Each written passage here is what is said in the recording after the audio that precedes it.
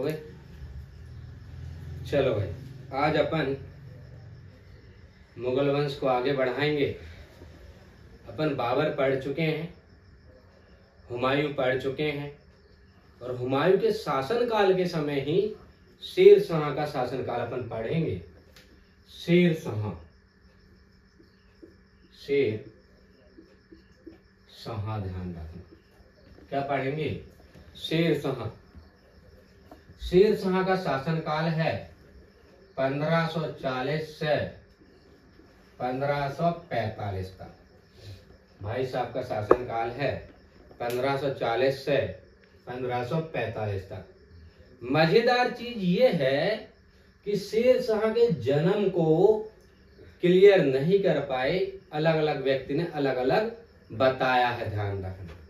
देखो, यदि अपन शेर शाह के जन्म की बातें करें, किसकी बातें करें भाई साहब? जन्म की बातें करें। जन्म, समझ गए? अलग अलग लोगों ने इनका जन्म भी अलग अलग बताया है। Doctor KR. कानूनगो के अनुसार, डॉक्टर के.आर. कानूनगो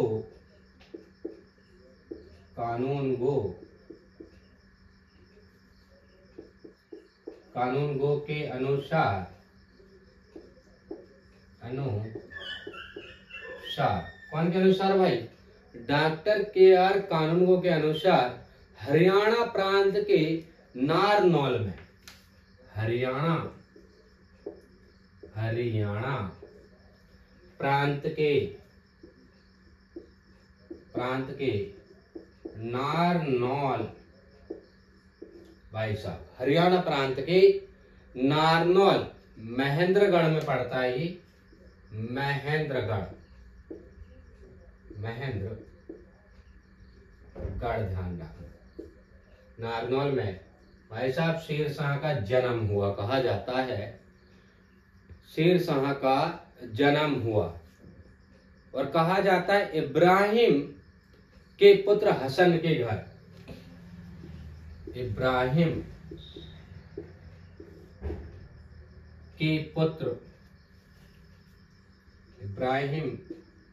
पुत्र हसन के घर। किसके घर भाई साहब? हसन के घर 1486 में, 1486 ईस्वी में जन्म हुआ। लल्ला हो गया पैदा। लल्ला कौन है? शेर शाह। लल्ला कौन है भाई साहब? शेर शाह, ध्यान रखना। कौन है? शेर शाह। लल्ला कौन है? शेर शाह। भाई साहब शेर शाह का जन्म अपन ने देखा डॉक्टर के.आर. कानूनगो के अनुसार, एक व्यक्ति के अनुसार, हरियाणा के प्रांत नारनौल में, महेंद्रगढ़ में इब्राहिम के पुत्र हसन के घर 1486 ईस्वी में जन्म हुआ है, ध्यान रखना। जन्म हुआ है, ध्यान रखना, समझ गए? फिर अपन देखें कि भाई साहब एक व्यक्ति और है जिसने इनका जन्म अलग सन में बताया है। क्या करें? जन्म को अलग अलग बता दिया, जश्न अलग अलग मना लिया, ध्यान रखना। क्या करें? शेर शाह भाई साहब के जन्म को परमात्मा शरण के अनुसार, कौन के अनुसार भाई साहब? परमात्मा, आत्मा नहीं वे, परमात्मा शरण के अनुसार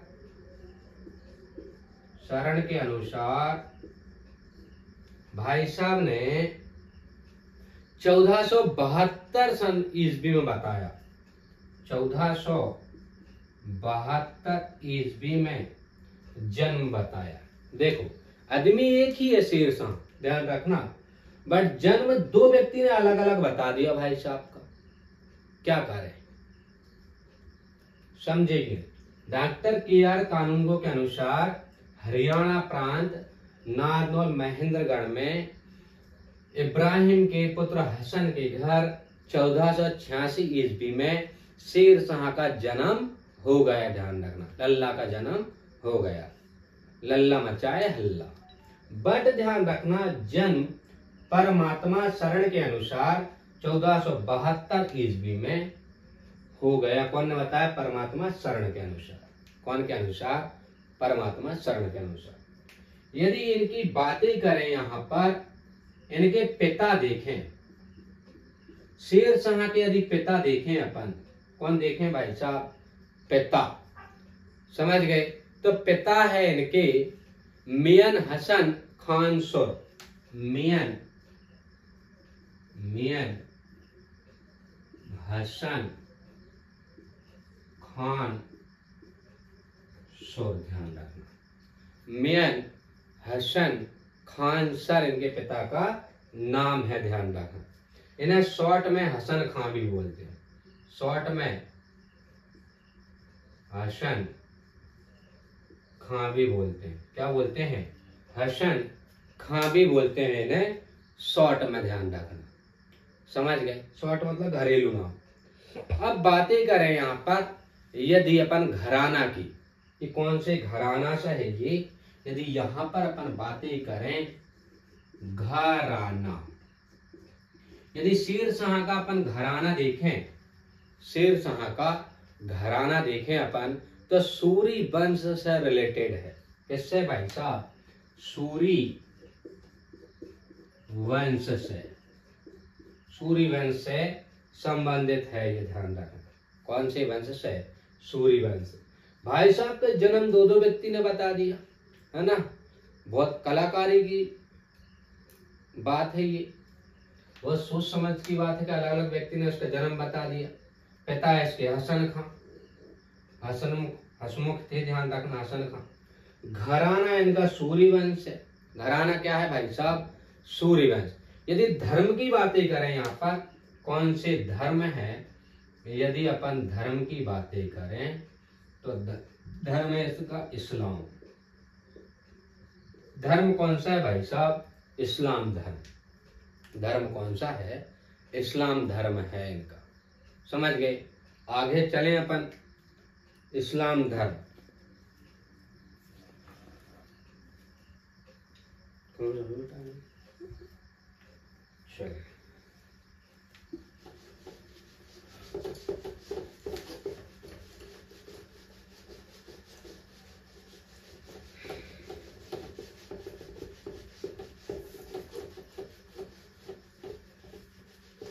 चलो, अपन ने धर्म देख लिया, इस्लाम धर्म है। कौन सा धर्म है भाई साहब? इस्लाम धर्म है। समझ गए? यदि शेर शाह की पत्नी की बातें करें भाई साहब, शेर शाह की पत्नी, कौन सा पत्नी? शेर शाह की पत्नी की बात आ जाए कोई हंसे नहीं। समझ गए? पत्नी की बात जहां पर आए वहां दुनिया हंस देती है। ध्यान रखना, शेर शाह की पत्नी की भी बात अपन करेंगे। रानी शाह। कौन है भाई साहब? रानी शाह। शेर शाह की पत्नी कौन है? रानी शाह। समझ गए? अपन ने इनके बचपन का नाम देखे अभी। इनके बचपन का नाम, बचपन का नाम, समझ गए? बचपन का नाम था इनका फरीद खां। ध्यान रखना, कौन था भाई साहब? बचपन का नाम फरीद खां। फरीद खां, फरीद खां। इसे गलियों का नाम भी बोलते हैं। गलियों का नाम, गलियों का नाम का मतलब ये था इनकी गलियों में इनके दोस्त यार सब इन्हें क्या बोलते थे? फरीद खां। बचपन का प्यार भूल नहीं जाना रे। समझे? ये बचपन का नाम है, आप भूल नहीं जाना रे। समझ गए? बचपन का है, भूल नहीं जाना रे। ध्यान रखना, इनके पिता जो थे, ध्यान रखना, इनके पिता आपको पता है, इनके पिता हसन खां। कौन है भाई साहब? पिता हसन खां। पिता हसन खां, समझ गए? पिता कौन है? हसन खां है। जौनपुर राज्य के अंतर्गत सासाराम के जमींदार थे। जौनपुर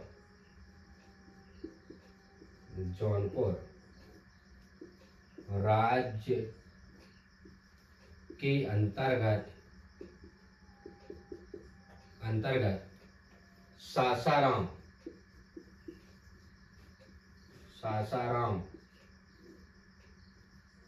के जमींदार, सासाराम के जमींदार थे। जौनपुर पड़ता, ध्यान रखना, यूपी में। अभी वर्तमान में जौनपुर कहाँ पड़ता है? यूपी में। यूपी बोले तो उत्तर प्रदेश, समझ गए? और सासाराम यदि वर्तमान में देखें अपन, सासाराम ये पड़ता है बिहार में। ये वर्तमान में कहाँ पड़ता है? बिहार में। यदि अपन अभी देखें तो भाई साहब, जिंदगी में कहा जाता शेर शाह ने बहुत ही बेहतरीन काम किया था, जबरदस्त, बहुत बेहतरीन काम, बहुत जबरदस्त काम। ध्यान रखना, कहा जाता है भाई साहब शेर शाह ने, भाई साहब शेर शाह ने एक बार एक शेर को एक बार में ही तलवार से मार डाला था। समझे? गाना नहीं गा रहा हूं मैं, मार डाला, समझे? मार डाला था। तब ही,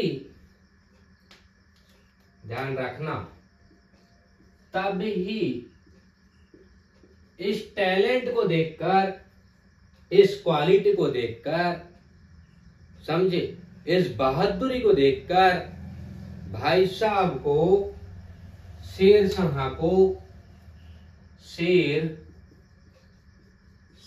को शेर खां की उपाधि दी गई।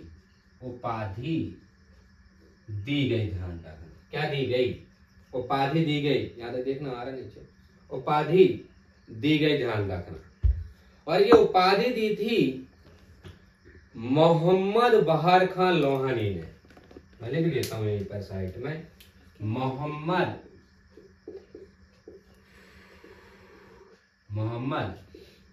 बहार खां लोहानी। भाई साहब ने खुश होकर शेर शाह को यह उपाधि दे दी थी, शेर खां की। शेर शाह ने एक बार में ही एक शेर को मार डाला था। इससे खुश होकर मोहम्मद बहार खां लोहानी ने शेर खां की उपाधि दे दी। ध्यान रखना, किसकी उपाधि दे दी? शेर खां की उपाधि दे दी थी, ध्यान रखना। देखो, शेर शाह की पत्नी का नाम रानी शाह। क्या था भाई साहब? रानी शाह। रानी शाह इससे गुस्सा दिलाती, अरे हाउ तुम तो लड़ैया है, तुमसे का शेर मारेगा। भाई साहब ने पत्नी की बात में गुस्सा में आके भाई साहब ने एक ही बार में शेर को एक ही बार में खत्म कर दिया। ध्यान रखना, पत्नी की बात उचट के लग जावे ना आदमी की, तो शेर शाह की भी पत्नी की बात उचट के लग गई थी। उचट के लग जावे, चुभ जावे बातें, समझे? भाई साहब की पत्नी की बात, रानी शाह की बात लग गई थी। भाई साहब शेर शाह ने गुस्सा में आके एक बार में एक शेर को मार डाला। इस बहादुरी को देखकर, इस टैलेंट को देखकर मोहम्मद बहार खां लोहानी ने इसे, ध्यान रखना, शेर खां की उपाधि दे दी थी। ध्यान रखना, किसकी उपाधि दे दी? शेर खां की उपाधि दे दी थी। आगे चलते हैं।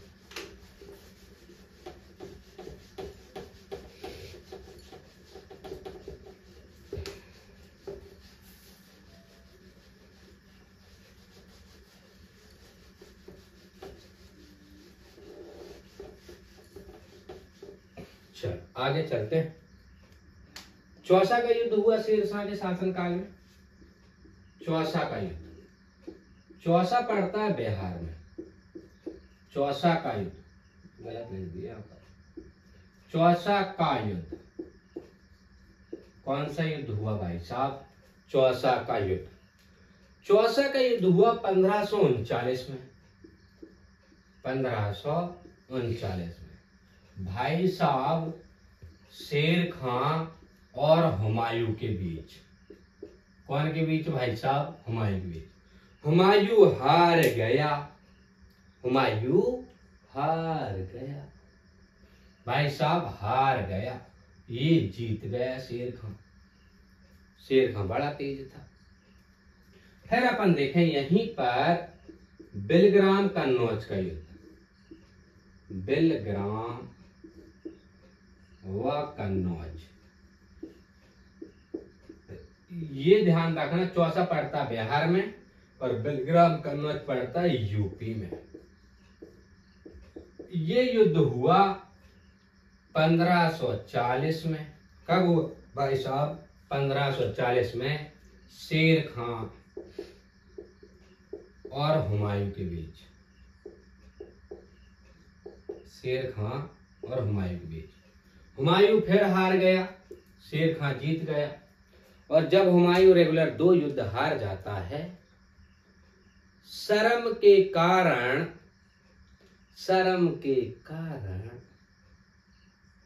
हुमायूं सिंध प्रांत चला जाता है। कहां चला जाता है? सिंध प्रांत चला। सिंध प्रांत पड़ता है पंजाब के सिंध प्रांत, जो पाकिस्तान वाला है।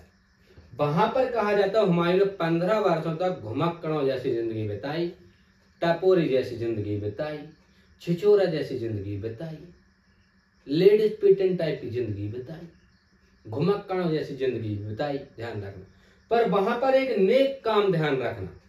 हुमायूं ने 1540 में वहां पर हमीदा बानो बेगम को लाइक कर लिया था। ध्यान रखना। लाइक मतलब पसंद कर लिया था। ध्यान रखना, पसंद कर लिया था। ध्यान रखना।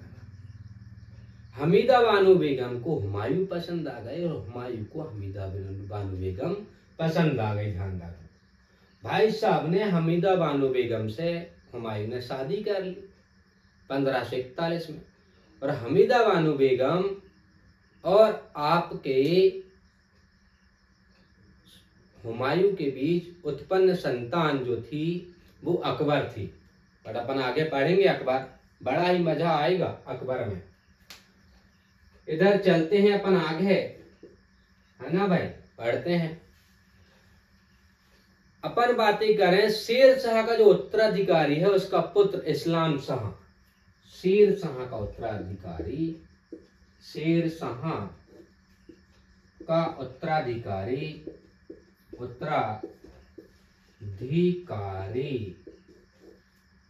उसका पुत्र, शेर शाह का उत्तराधिकारी, उनका पुत्र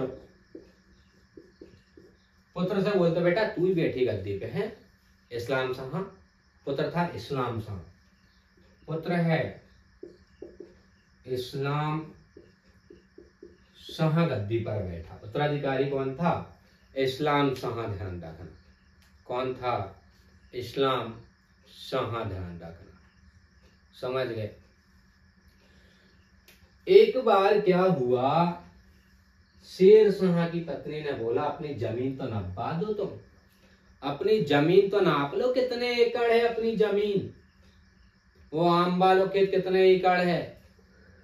तो भाई साहब ने, शेर शाह ने भूमि नापने के लिए, भूमि नापने के लिए 32 अंक वाली सिकंदरी गज चलवाई। 32 अंक वाली सिकंदरी गज चलवाई। सिकंदरी गज चलवाई। ध्यान रखना। जो सन की डंडे की बनी थी, सन की डंडी की बनी थी। इसकी बनी थी, सन की डंडी की बनी थी, ध्यान रखना। शीर्षन पत्नी ने बोला होगा रानी शाह ने कि अपनो खेत नापवा लो, वो आम वालों कितना एकड़ है, वो बी वालों कितने एकड़ है, वो अपना बगीचा कितना है। तो भाई साहब नापने के लिए इनका चुथा ही नहीं, नाप लेने का चुथा नहीं। भाई साहब ने भूमि नापने के लिए 32 अंक वाली, यहाँ पर वाली है 32 अंक वाली सिकंदरी गज चली, ध्यान रखना। सन की डंडी की बनी थी, किसकी बनी थी? सन की डंडी की बनी थी, ध्यान रखना। और उस समय कहा जाता है पैदावार का, यहां तक आ रहा देखना, पैदावार का 1/3 भाग सरकार को, सरकारी में सरकार को देना पड़ता था लगान के रूप में। सरकार को लगान के रूप में देना पड़ता था, देना पड़ता था, ध्यान रखना, देना पड़ता था, ध्यान रखना। मैंने क्या बोला? चौसा का युद्ध 1539 में शेर खां जीत गए, हुमायूं बेचारे घर आ गए लौट के। बेलग्राम व कन्नौज का युद्ध यूपी में 1540 में शेर खां हुमायूं फिर हार गए, भाई साहब हार गए, घर आ गए। शेर शाह का उत्तराधिकारी उनका पुत्र इस्लाम शाह था, बोला था बेटा तू ही बैठना उत्तराधिकारी। भूमि नापने के लिए इसने सिकंदरी गज चलवाई, वो भी 32 अंक वाली, जो सन की डंडी की थी, सन की डंडी की थी। पत्नी के कहने पे बनवा दी। उसी समय पैदावार का 1/3 भाग सरकार को लगान के रूप में देना पड़ता था, सरकार को देना पड़ता था। फिर अपन देखें आगे, यहां पर आगे चलते हैं।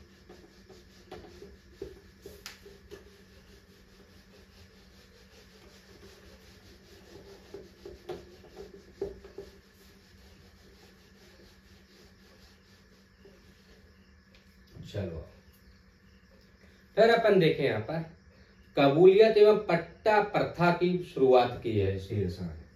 कबूलियत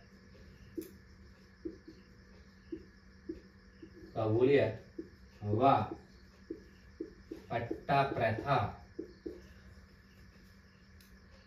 की शुरुआत की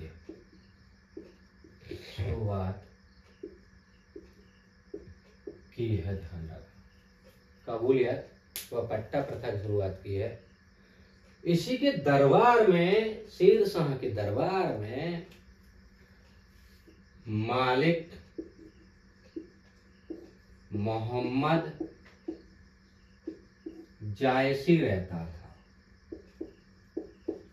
भाई साहब ने 3 पुस्तक बड़ी ही प्यारी लिखी है, भले किसी की याद में लिखी हो, पर लिखी तो है। पहली पद्मावत, मोस्ट IMP ध्यान रखना, पद्मावत हर एग्जाम में आएगी, SSC हो चाहे रेलवे हो चाहे पुलिस का हो चाहे कोई भी डिफेंस का हो, ध्यान रखना पद्मावत। दूसरी है अखरावट,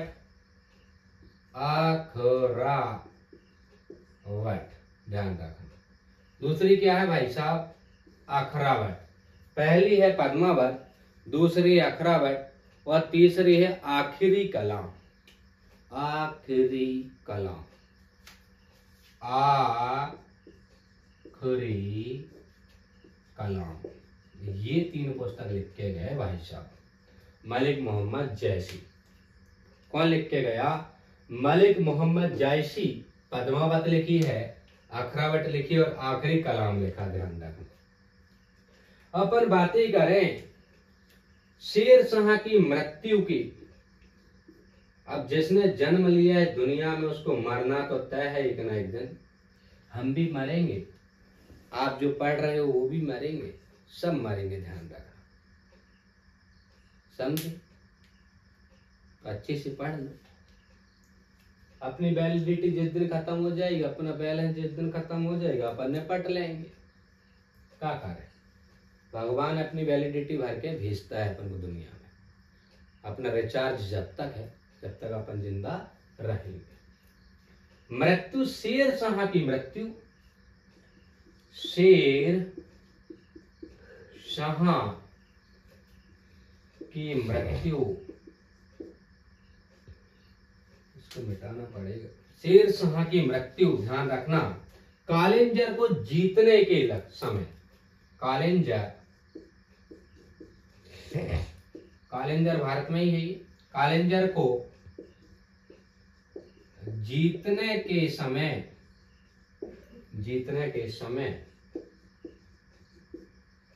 हो गई थी।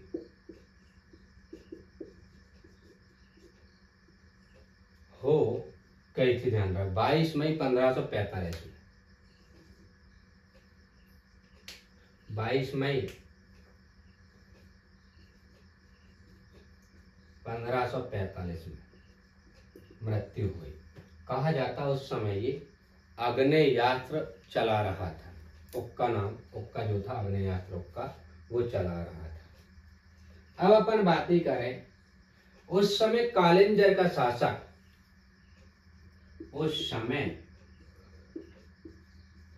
कालिंजर का शासक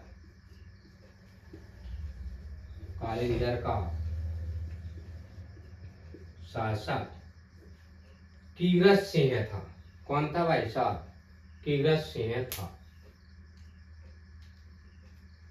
कौन था? कीरत सिंह।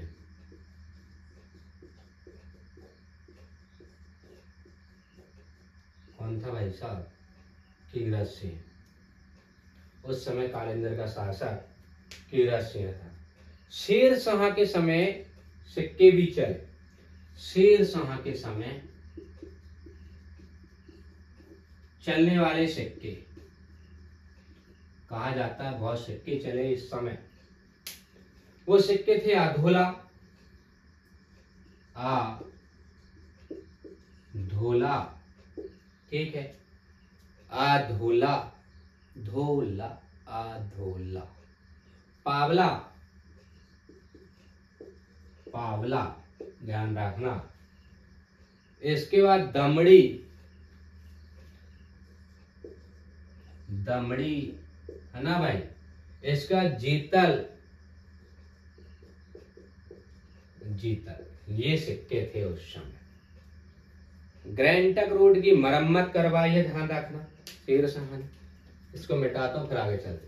देखो, कबूलियत व पट्टा प्रथा की शुरुआत की है शेर शाह ने। मलिक मोहम्मद जैसी शेर शाह के समकालीन था। पद्मावत पुस्तक लिखी है भाई साहब ने, अखरावट लिखी है भाई साहब ने, और आपको पता है कि यहाँ पर आखिरी कलाम भी लिखी है। इसने 3 पुस्तक है, पद्मावत, अखरावट और आखिरी कलाम। समझ गए? मृत्यु शेर शाह की कालिंजर को जीतने के समय हो गई थी 22 मई 1545 ईस्वी में। उस समय कालिंजर का शासक कौन था? कीरत सिंह है। शेर शाह ने सिक्के चलवाए अधोला, पावला, दमड़ी और जीता।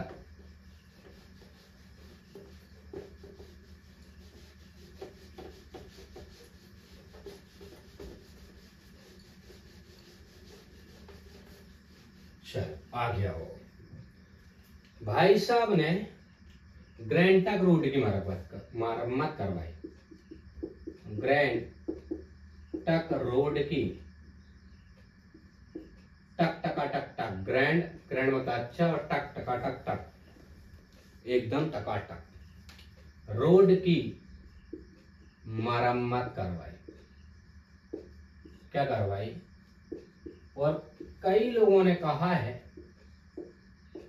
करवाई थी, कर लो, अब जो मर गए ठीक। कई लोगों ने कहा है इसे बनवाए भी इसी ने। भाई साहब मैं बता दूं, पाकिस्तान में पेशावर पड़ता है, पाकिस्तान में पेशावर, वहां की रोड भी भाई साहब ने बनवाई, शेर शाह ने अपने भाई साहब शेर शाह ने पाकिस्तान के पेशावर में रोड बनवाई। उस समय पाकिस्तान साथ में था, ध्यान रखना। फिर अपन ने देखा ये पेशावर पड़ता पाकिस्तान में, कहाँ पड़ता है? पाकिस्तान में। दूसरी रोड की यदि अपन बातें करें, सोनार गांव में बनवाई भाई साहब ने। सोनार गांव, गांव तक भी नहीं छोड़ा उसने। सोनार, सोना बाबू, सोनार गांव में। और सोनार गांव पड़ता पश्चिम बंगाल। कहाँ पड़ता भाई साहब? पश्चिम बंगाल। सोना बाबू घर के भी सामने रोड बनवा दी भाई साहब ने, सोनार गांव। समझी? फिर अपन देखे भाई साहब ने आगरा से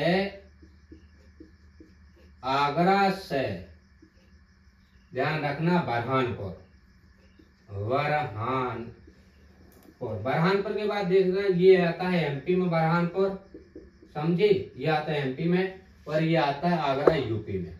कहाँ आता है? यूपी में। बरहानपुर के बाद लग जाता है महाराष्ट्र। आगरा से बरहानपुर रोड भी बनवाई भाई साहब ने और एक आगरा से चित्तौड़ भी बनवाई। आगरा से चित्तौड़, चित्तौड़ की रोड बनवाई। आगरा से चित्तौड़ की रोड बनवाई, ध्यान रखना। चित्तौड़ पड़ता है राजस्थान में, ये राजस्थान में पड़ता है, ध्यान रखना। और आगरा पड़ता आपको पता है यूपी में। कहाँ पड़ता है? ताजमहल यहीं पे है, ध्यान रखना। मुमताज की याद में बनाया गया था, प्रेम कहानी थी वो। ग्रैंड ट्रंक रोड की मरम्मत भी करवाई शेरशाह ने और बनवाई भी, कुछ लोगों ने बोला। पेशावर की रोड भी बनवाई। इस पेशावर की रोड को सड़क ए आजम भी कहा जाता है। इस रोड को सड़क ए आजम, सड़क ए आजम भी कहा जाता है। क्या कहा जाता है? सड़क ए आजम। सोनार गांव की रोड भी बनवाई उसने और ये पड़ता पश्चिम बंगाल में। आगरा से बरहानपुर बनवाई, एमपी में पड़ता है। आगरा से चित्तौड़ का, चित्तौड़ का राजस्थान में पड़ता है। ये आपका आगरा यूपी में पड़ता है। समझ गए? इससे आगे अपन आगे देखेंगे वीडियो में। थैंक यू, धन्यवाद। यदि ये वीडियो पसंद आए तो लाइक, सब्सक्राइब एंड शेयर कीजिए।